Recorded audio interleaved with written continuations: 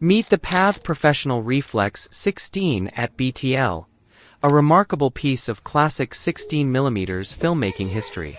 Introduced in the 1960s, this Pathé Webo camera was designed for serious filmmaking, short films, documentaries, and professional style reporting. What makes it special is its reflex viewing system, allowing the operator to see through the taking lens while composing the shot.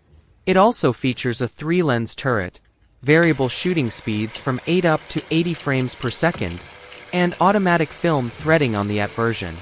Cinematography, RJI. The camera was built around 16mm film, giving filmmakers the classic look and character that makes vintage film cameras so fascinating even today. This isn't just an old camera, it's a piece of cinema history, combining mechanical engineering, precision, and the timeless art of shooting on real film. The Pathé Professional Reflex 16 at BTL, built for filmmakers, remembered by cinema lovers. 信号信号